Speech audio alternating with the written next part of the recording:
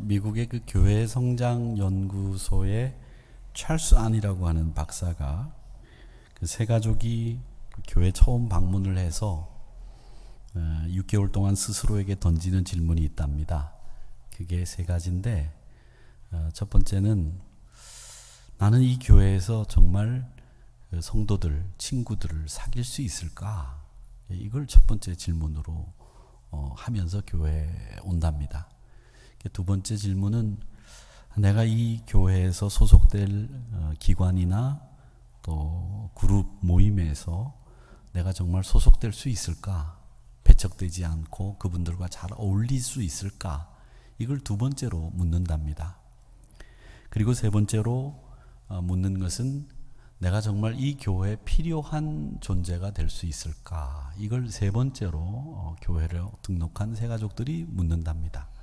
그래서 이 질문에 대해서 긍정적인 답을 얻으면서 신앙생활을 하신 분들이 6개월 후에 다시 이런 질문을 스스로 한답니다. 6개월이 지났습니다. 내가 사귄 교회 친구들이 지금까지 사귄 오래된 친구들보다 더 좋은가? 거기서 그렇다. 그래야 교회 정착을 한다는 거죠. 두 번째는 내가 소속되어 있는 여전도회와 내가 소속되어 있는 권사회 혹은 안수집사회, 성가대 혹은 봉사하는 위원회, 여기 소속되어 있는 이 기관들이 나의 필요를 채워주고 있는가? 그렇다. 그래야 교회 정착한다는 거죠. 그리고 세 번째는 내가 봉사하고 기여한 것에 정말 이 한우리 교회가, 한우리 공동체가 과연 가치 있고 중요한 일로 여기고 있고 정말 그런가? 여기에 질문에 긍정적인 답이 나와야 교회 정착을 한다고 합니다. 우리 한우리 교회는 새가족 정착 프로그램이 있습니다. 그리고 새가족이 등록을 해서 5주 과정의 정착 프로그램을 수행하고 또 완료해야만 구역 편성도 되고 기관에 편성이 됩니다. 근데 이 교회 안에서 새가족들이 이렇게 질문을 하고, 이건 어떤 질문을 가지고 있다기보다도 본능적으로 교회 안에 들어오면 새가족들이 이런 질문을 계속하면서 이 교회를 탐방하고 교회를 본다는 거죠. 근데 새가족들이 교회에 오시면 몇 가지 특징들이 항상 있죠. 그게 뭐냐면 교회 분위기가 낯설고 어색하기 때문에, 호기심과 불안감이 교차하기 때문에 교회 뒷자리, 구석자리를 찾아가죠. 그리고 예배 중에 고개를 숙이거나 주보를 뒤적거리고 두리번거리게 되죠. 이제 그런 분들이 교회 정착을 하기 위해서는 우리가 그런 분들 내면에 이런 세 가지 질문을 늘 하고 있다고 하는 것을 알고 우리가 그 세 가지 질문에 긍정적인 답변을 드릴 수 있어야 된다는 거죠. 이게 또 일종의 교제이기도 합니다. 교제의 목적이 뭐냐 이렇게 얘기했을 때 고린도전서 10장 20절에 보면 이런 말씀이 있습니다. 무릇 이방인이 제사하는 것은 귀신에게 하는 것이요 하나님께 제사하는 것이 아니니 나는 너희가 교제하는 자가 되기를 원하지 아니하노라. 누구와? 귀신과 교제하는 자 되지 않기를 원한다 그랬습니다. 사랑하는 성도 여러분, 여러분은 하나님과 교제하는 사람입니다.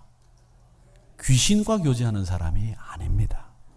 요즘 드라마에 보면 이 귀신이 굉장히 미화되어 있고 귀신이 굉장히 잘생기고 이뻐요. 그래서 나의 귀신님, 님자까지 붙이더라고요. 근데 귀신은 님자까지 붙일 정도로 아름답고 또 잘생긴 귀신이 아니라, 우리가 통념적으로 알고 있는 귀신은 어떤 귀신이냐? 머리를 풀어 헤치고 하얀 소복을 입고 입에는 항상 피가 흐르고, 아니면 좀 더 징그러우면 식칼을 입에 물고 있고, 이런 게 귀신의 전형적인 모습이고, 아니면 도깨비죠. 귀신은 무섭고 멀리해야 될 존재이지요. 근데 하나님은 우리에게 그 멀리해야 될 귀신들을 너희들이 은연중에 가까이 하고 있다는 거예요. 하나님과 교제하지 않으면 너희들은 지금 귀신과 교제하고 있는 거다. 그러니까 귀신과 교제하지 말고 하나님과 교제하는 자 되기를 원한다. 그렇게 말씀하시고 있습니다. 이방인이, 즉 예수 안 믿는 분들이 제사를 드리고 굿을 드리는 이유가 뭡니까? 굿을 드리는데 보통 그 무당들이 굿 한 번 하는데 500만 원에서 한 600, 700, 1000만 원이 넘게 들어가는 굿도 있다고 그래요. 그런데 그런 큰 돈을 들여서 굿을 하는 이유가 뭡니까? 하나님 나라를 위해서? 정의를 위해서? 화평을 위해서? 아니에요. 다 자기가 원하는 것이 이루어지기를 원하는 마음으로 굿을 합니다. 자신이 원하는 것이 이루어지기를 간구합니다. 그게 제사나 굿이 가지고 있는 특징이에요. 이방인들이 우상 섬기는 특징이란 말이죠. 마귀는, 귀신은 우리에게 항상 이렇게 유혹합니다. 야, 하나님 한 분만으로 만족하지 마. 이게 귀신들이 우리에게 하는 유혹이에요. 뭘 얘기하느냐? 야, 너 하나님 한 분만으로 만족해? 아니야. 하나님도 필요하지만 돈도 필요해. 친구도 필요해. 명예도 필요해. 그렇게 필요한 것들이 많은 것처럼 우리에게 쇠뇌하고 우리에게 유혹하는 게 마귀의 특징이에요. 마귀가 그래서 늘 우리에게다 대고 이것도 필요한 거야, 저것도 필요한 거야, 자꾸 그렇게 쇠뇌한다는 거예요.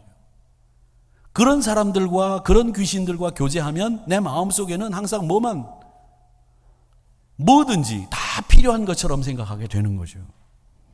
하나님 한 분만으로 만족하지 못하게 만든다는 거죠. 끊임없이 다른 무엇을 구하고 만들도록 유혹하는 게 귀신들의 특징. 그래서 바울은 오늘 20절에서 이것을 귀신과 교제하는 것이라고 얘기하면서 올바른 교제가 아닙니다. 이렇게 얘기합니다.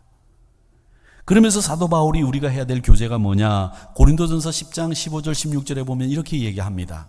나는 지혜 있는 자들에게 말함 같이 말하는데 너희는 내가 너희들에게 하는 말 잘 듣고 스스로 판단해 봐라.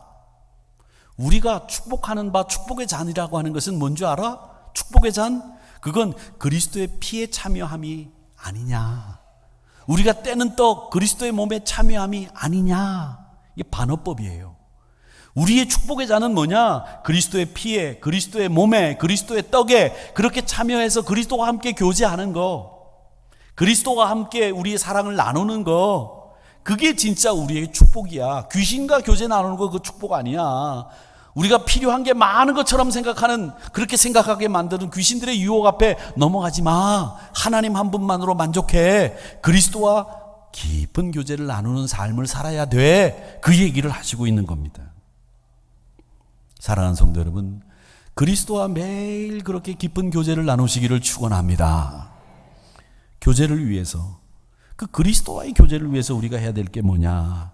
여러분, 기도해야 되겠죠. 말씀 봐야 되겠죠.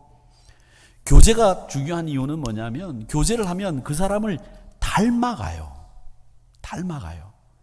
남학생들도 고등학교를 다닐 때 선생님들 중에서 아주 멋있는 선생님들이 계세요. 그러면 그 선생님을 닮고 싶어. 왜 그런지 그렇게 멋있어. 사실은 그 남자 선생님이 여자 선생님보다 훨씬 더 좋을 때가 있어요. 말하는 것도, 행동하는 것도, 그분의 삶의 스타일도 꼭 닮고 싶은 선생님들이 계시거든요. 그렇게 우리가 교제하는 이유는 우리 그리스도를 꼭 닮아가기 위해서 교제하는 거예요. 그게 우리 교제의 궁극적인 목적이에요. 그리고 교제는 뭐냐? 그분을 닮아가기 위해서 우리 삶을 자꾸 바꾸는 거예요. 우리 그리스도인들은 옛날에 그 관광버스 뒤에 붙어있던 글자처럼 일신 하는 사람들이에요.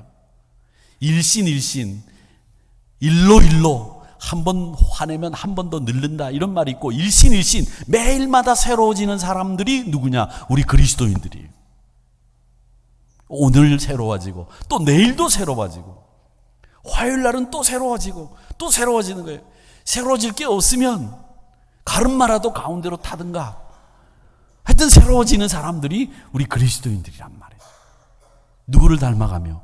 그리스도를 닮아가며 새로워져 간다는 것이죠. 그분의 삶을 모방하고 그분의 삶을 따라가는 것, 그게 우리 교제의 궁극적인 목적이다라는 겁니다. 자, 그러면 우리가 예수님과 교제하는데 방해하는 것이 있는데, 그 방해하는 게 뭐냐?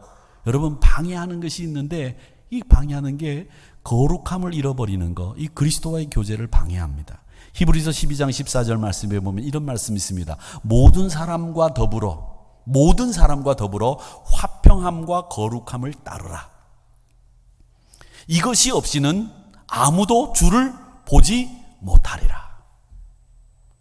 우리가 거룩함과 화평함을 추구하고 따라야만 주를 볼 수 있고 주와 교제 나눌 수 있다는 거예요. 여러분 분명히 말씀드리지만 우리 성도들은 뭘 추구하는 사람들이냐 잘 아셔야 돼요. 우리는 거룩함과 화평함을 모든 사람과 추구하는 사람들이 신자, 성도예요. 모든 사람과 화평하셔야 되고 우리의 거룩함을 추구하는 삶, 그게 성도라는 거죠. 비록 지금 거룩하지 못하다고 할지라도 거룩함을 위해서 한 걸음씩 내디디려고 애를 쓰는 사람, 화평하지 못해서 내 마음속에 막 안타까움이 있지만 그분과 화평하기 위해서 기도하고 몸부림치는 삶, 그게 우리가 추구하는 올바른 방향이라는 거예요.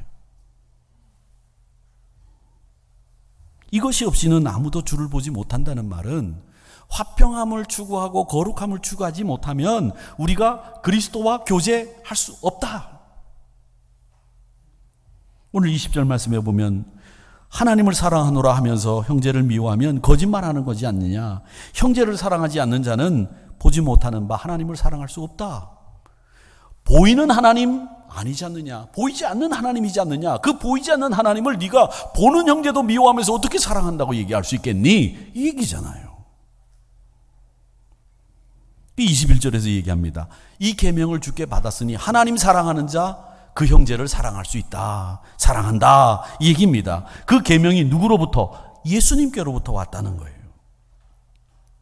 구약성경 레위기를 보면 부정한 거, 정결한 거, 이게 착 구분이 돼 있어요. 이건 부정한 것이니까, 정결하지 못하니까 먹지도 말라, 행하지도 말라. 왜 정결함과 부정한 것을 구분해 두고 있습니까? 왜?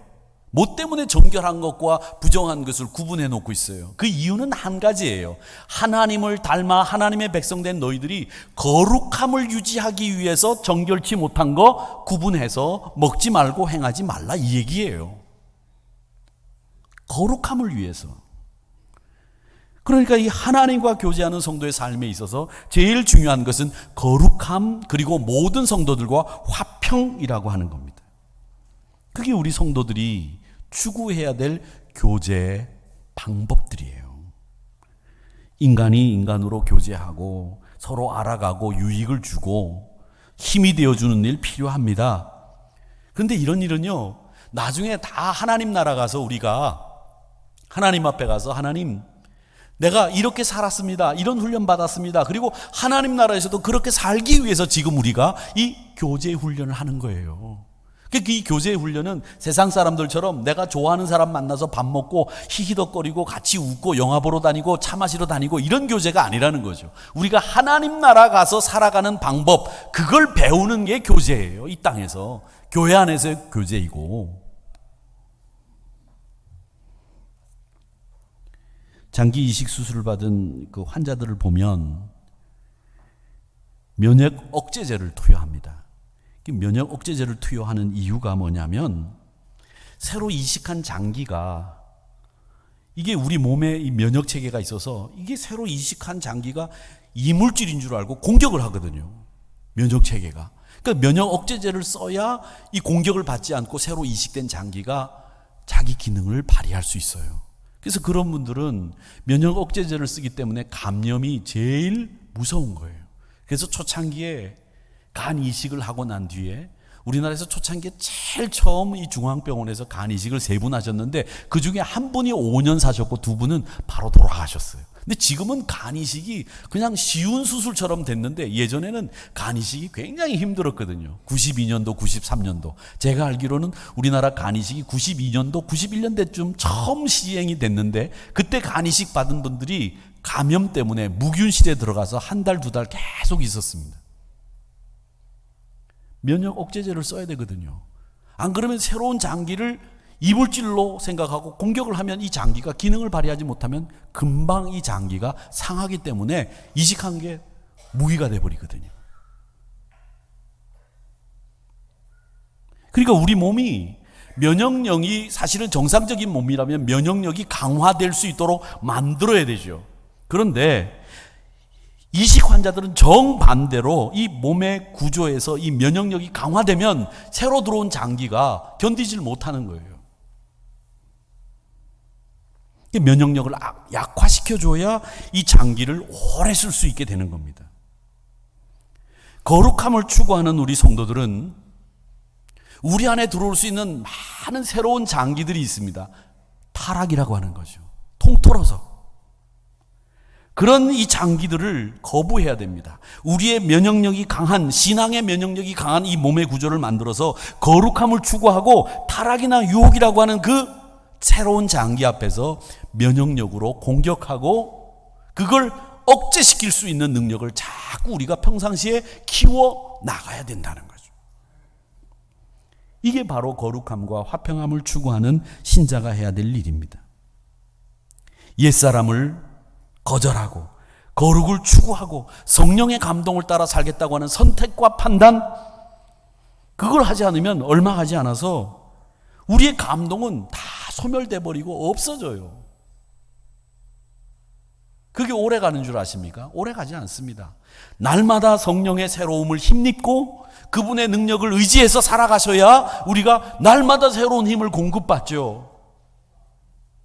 배터리가 방전이 되면 충전해야 되듯이 여러분도 충전이 필요해요. 그 충전이 뭐냐? 성령의 능력이 여러분을 새롭게 충전시켜 줄 수 있는 건데 그걸 받지 않으면 방전되고 안 움직이는 거예요.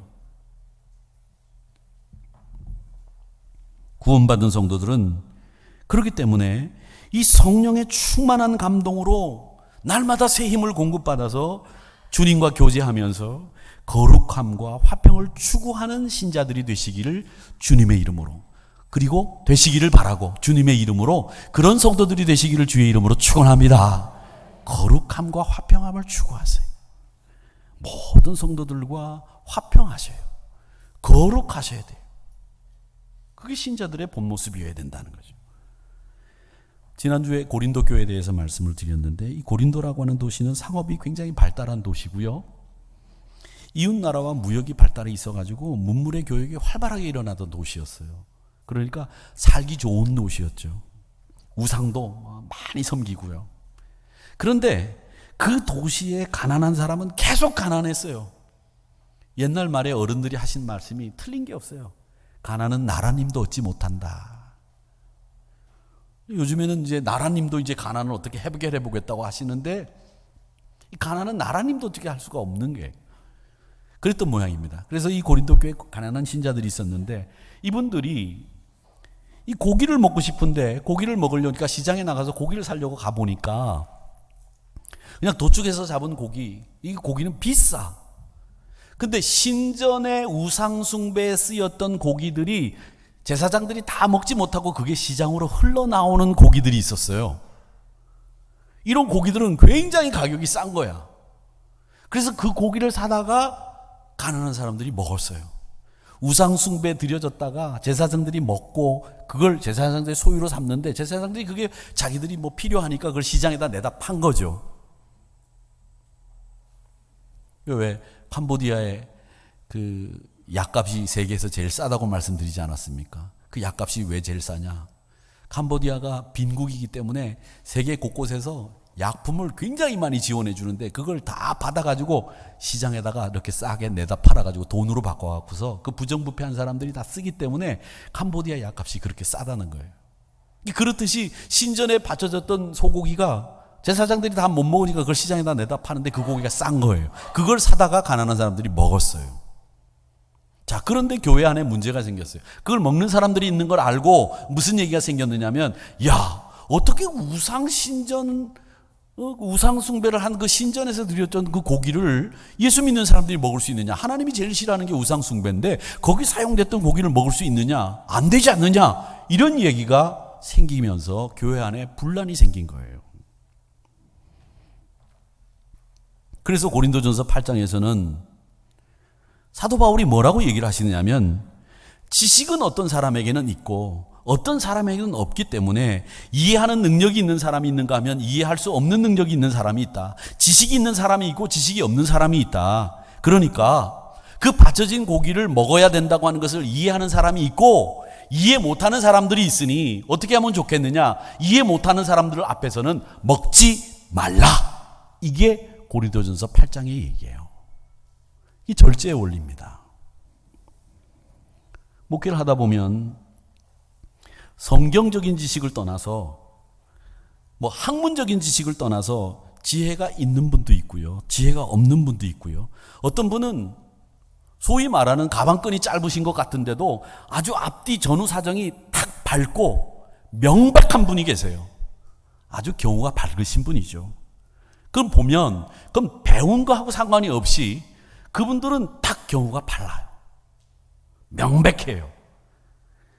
그런 분들이 보면 대개가 남을 이해하는 공감의 능력이 큽니다. 그런가 하면 어떤 분들은 남의 능력을 이해하는, 남을 이해하는데 능력이 부족한 분이 있어요. 그분은 아무리 많이 배웠다고 하더라도 남을 이해하는 데 있어서는 능력이 부족한 분들이 계시더라고요. 그분의 한계죠. 그런데 그런 분들이 계시다고 한다면 그걸 이해 못하는 것에 대해서 우리가 그분을 미워할 거냐, 따돌릴 거냐, 왕따할 거냐? 아니죠. 그건 성경적인 방법이 아니니까. 우리가 그분들을 신경 쓰고 이해하고 조심해야 되는 부분들이 있다는 거죠. 여러분들도 마찬가지입니다. 여러분들이 교제를 하다 보면 어떤 분은 나에 대해서 이해를 굉장히 잘해 주시는 분이 있는가 하면 이해를 못하는 분들이 있고 설명을 해도 이해가 안 되는 분들이 있죠. 그런 분들이 가지고 있는 능력의 한계가 있는데 그걸 가지고 사도 바울은 뭐라고 얘기하냐면 그분의 이해 범위 아래서 행동하라는 거예요. 그분이 이해할 수 있는 범위 내에서 행동하는 것이 그분과 교제하는 우리 성도들의 마땅한 도리이고 그분을 설득하려고 하지 말라는 거예요. 설득하지 말라는 거예요. 이해시키려고 하지 말라는 거예요. 그분이 이해할 수 있는 범위 내에서만 행동하고 이해할 수 없다면 하지 마라. 이게 절제의 원리라는 거예요. 교제에서 절제의 원리. 예를 들자면 목사가 개고기를 먹는 것은 있을 수 없습니다. 어떻게 목사가 개고기를 먹습니까? 이런 분들 앞에서는 개고기 먹지 말라는 거예요. 그런데 어떤 분은 목사님이 여름 내내 이렇게 힘들고 어렵고 힘들고 체력도 소모가 많이 되니까 한번 드셔야 되지 않겠습니까? 한번 가시지요. 예, 갑시다. 어디 가면 송파에 어디에 가면 아주 그래 잘하는 데가 있는데 거기 한번 가시죠. 그분하고 가서 먹을 수 있어요. 그런데 어떤 분은 먹으면 되겠습니까? 이러면 그분 앞에서는 먹으면 안 되는 거예요.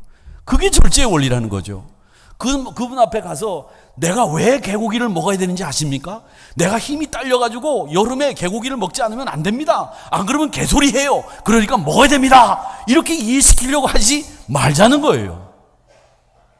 그런데 우리가 하는 행동을 그분이 이해 못하는데 자꾸 이해시키려고 한단 말이죠.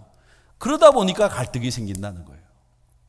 성경적인 원리는 이해시키려고 하지 마라. 절제하고 그 사람의 이해 범위 내에서만 행동해라. 이게 바울의 교훈이에요. 또 반대로 여러분들이 남들에게 절제하게 만들어야 되고 남들이 나를 이해시키려고 해야 되고 남들이 나 때문에 부담을 가진다고 한다면 내가 이해 능력이 부족한 것 아닙니까?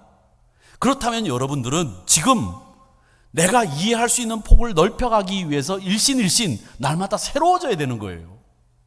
나는 이거 절대 이해 못해.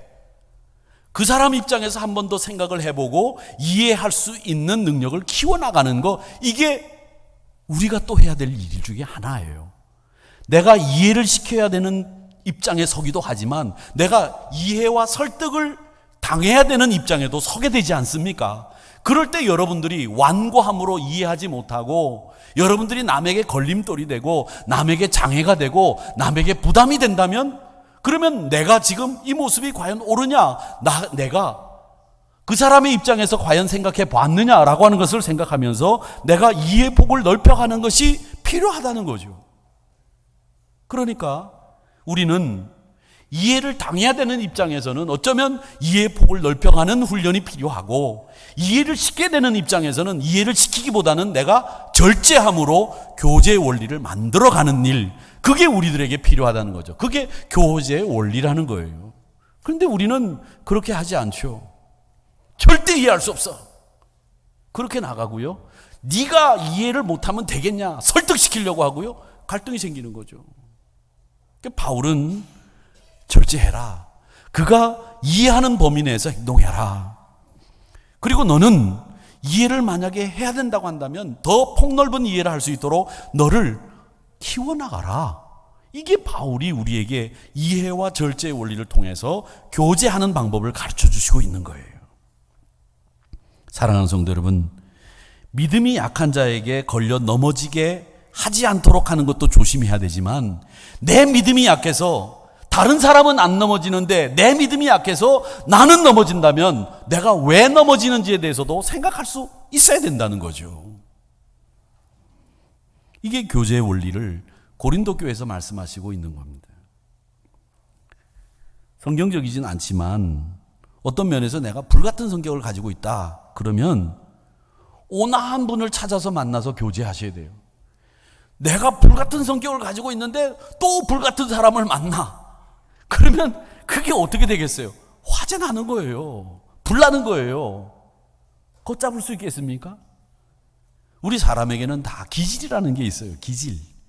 그 기질이 참 변하기 쉬운 것 같은데도 잘 안 변해요.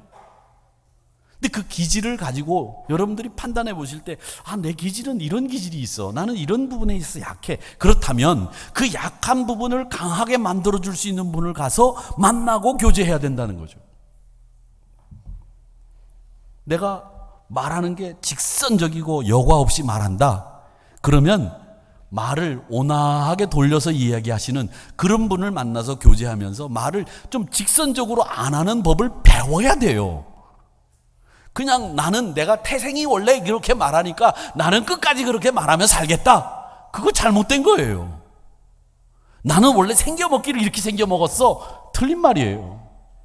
하나님은 우리가 생겨먹기를 그렇게 생겨먹은 대로 살라고 하지 않고요. 자꾸 발전시켜 나가라고 말씀하시고 있거든요. 자꾸 더 나아지라고 말씀하시고 있거든요. 그러니까 목사님, 내 생긴 대로 살게 내버려 두세요. 이런 말 하지 마세요. 비성경적이에요. 절제하지 못하는 분들은 분별력 있는 분들과 사귀셔야 됩니다. 또 함부로 말하는 분들은 말 없는 분들과 사귀세요. 나는 다 잘하니까 나는 그런 분들과 사귈 필요가 없다고 교만한 겁니다. 우리 인간은 내 자신만으로 완전해지지가 않아요. 완전한 사람 아무도 없어요. 다 허물이 많고요. 다 어딘가 보면 허점이 다 있어요. 허점이. 허점 없는 사람이 없습니다. 허점 없는 사람이 없어요. 이번에 명절 때도 아버님 댁에 가서 이제 밥을 먹는데, 우리 어머님이 또 제 성격을 이렇게 불같이 일어나게 하는 거예요. 우리 딸들 앞에서, 저희 집사람 앞에서, 너희 아버지는, 네 남편은 수련회 갔다 하면 밥그릇을 잊어버리고, 저희들이 수련회 갈 때는 밥그릇, 담요 다 가져갔었어요. 숟가락 다 가져갔었어요. 근데 수련회를 갔다 오면 밥그릇을 갖다 버리고 오질 않나, 속옷을 갖다 버리고 오질 않나, 뭐든지 하나를 버리고 오기 때문에 수련회 갈 때는 버릴 거를 챙겨서 보냈다 그러시는 거예요. 그런 얘기는 좀 안 하시면 얼마나 좋아. 꼭 명절 때는 그런 얘기를 하셔가지고 그러세요. 전에 있던 교회에서는 우리 권사님들이 제가 어디를 간다든지 그러면 저한테 꼭 물어요. 목사님, 사모님 같이 가시죠? 예, 그러면 어휴 하고 안심하세요. 왜 그러냐 했더니 목사님 다니시면서 뭘 흘리고 다니시니까 사모님이 뒤에서 다 챙겨가지고 주워가지고 챙기시니까 그래야 안심한다는 거예요. 실제로 제가 그런데 같이 다니면서도 안 챙겨주면 뭐 그 가장 많이 잃어버리는 거 있잖아요. 충전기 이런 거 다 잊어버리고 두고 옵니다. 챙기지 않으면 안 돼요. 그게 제 허점이에요. 어떻게 해요 근데 제가 그렇게 대먹은 걸 생긴 대로 사는 거죠. 잘못된 거예요. 근데 하나님이 우리가 생긴 대로 살지 않고 개선하면서 더 나은 방향으로 살 수 있도록 만들기 위해서 하나님 허락하신 방법이 두 가지가 있어요. 하나가 결혼이고 하나가 교제입니다. 이 교제가 결혼만큼 중요한 제도예요. 결혼은 가정을 이루어서 우리가 서로 배우자를 통해서 자녀를 통해서 허물이나 약점을 채우고 보충하라고 만들어준 하나님이 만드신 제도가 결혼이고, 그리고 이 교제는 우리 공동체 안에서 우리 부족함과 허물을 채워나가라고 하나님이 만들어 놓으신 그리스도 안에서 교회 중심으로 해야 되는 교제, 이거란 말이죠. 이 두 가지가 우리의 모자른 부분, 우리의 부족한 부분을 채워나가라고 만드신 하나님의 방법이에요. 이를 통해서 나를 발전시켜 나가는 것은 부끄러운 일이 아닙니다. 우리에게 필요한 일이에요. 나쁜 소리로 들릴지 모르지만 그 사람들을 이용해서 나를 발전시켜 나가는 거죠. 하나님이 그렇게 공식적으로 허락한 제도가 결혼과 교제라고 하는 거예요. 그 교제가 제가 지지난주에 말씀드린 것처럼 그리스도 안에서 교회 중심으로 해야 되는 교제죠. 그러게 사랑하는 성도 여러분, 우리의 부족함과 허물들을 하나님께서 채울 수 있도록 우리에게 사랑하는 이웃과 가족들을 허락해 주셨고 교제할 수 있도록 만들어 주셨기 때문에 그 교제는 내가 이해의 폭을 넓혀가는 것, 그리고 내가 그 사람의 이해 범위 안에서 절제하는 것, 이게 우리에게 다 필요한 요소라는 거죠. 또 하나, 우리는 은사와 직분이 다 다릅니다. 우리가 교제하는데 은사와 직분이 다 달라요.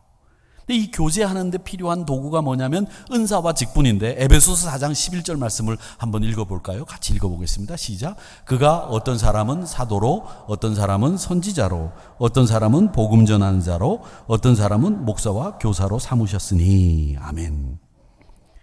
교회의 기본 원리를 이루기 위해서 세워주신 직분들을 소개하고 있거든요. 근데 하나님이 우리에게 수많은 은사를 허락해 주셨습니다. 근데 왜 은사를 주셨나요? 왜 직분을 주셨나요? 왜 직분을 주셨어요? 직분을 주셨는데, 제가 어저께 저희 큰아이가 이제 미국에서 와서 얘기를 나누는데, 우리 사위가 권씨입니다. 권씨. 그런데 너희들 나중에 아이 낳으면 이름을 어떻게 지으려냐 그랬더니 여자아이를 낳으면 사님이라고 이름을 짓겠대요.